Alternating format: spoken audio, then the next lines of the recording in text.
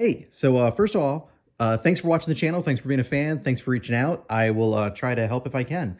The easier of your two questions is about your power supply questions. So the 12 volt, 24 volt power only powers the gun's recoil, which is 24 volt, and the 12 volt powers these two lights. That's it. The barrel light here and the LED counter are both powered by the USB circuit. So, but they're going to stay off until activated. So like if you start up Aliens Extermination and I hit these, you see they're still out, right? Even though the game is running. But when I press player one start, it activates. So right now the LED counter is active and so is the barrel light.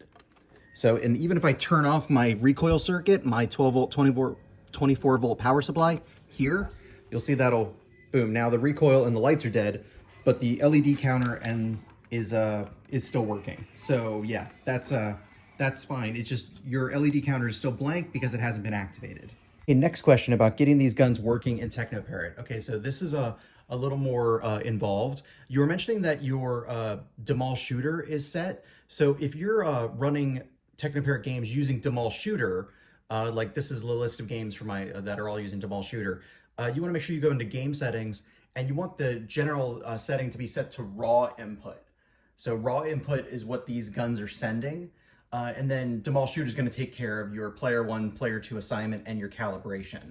But yeah, for all the Technoparrot games, you want everything set as raw input.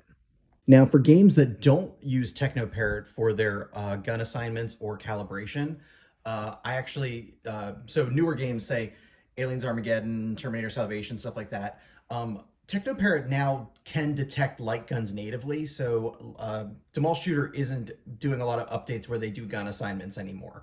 Now remember, Demol Shooter is expecting light guns, which are pointing devices. These are analog joysticks. So what I'm doing for the newer games is a great little trick. There's a program called XOutput, xoutput.exe, not to be confused with XOutput the protocol. But if you run this program, you can set up your giant generic USB joysticks, which are, you know, these guns, and you can turn them into a virtual Xbox controller.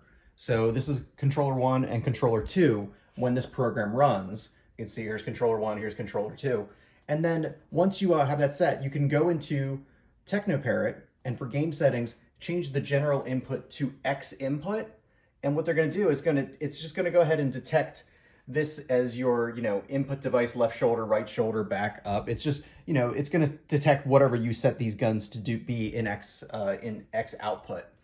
And X output is great because you can do your calibration and everything in X output. So you don't have to worry about, you know, inverted Y axis or X axis or, you know, not getting the whole screen. All the benefits that Demol Shooter gave us with these guns, X output can give you. So I just set a, so let me give you an example, AHK that I'm using for those. See, we'll open up, this is Aliens Armageddon. And so what I'm doing is I'm telling it to run X output minimized, and then it's launching the Demol Shooter just to get my, my MAME hooker outputs, but it's not doing the gun assignments in that. Then I'm running Technoparrot with Aliens Armageddon, and Escape closes X output and exits the app.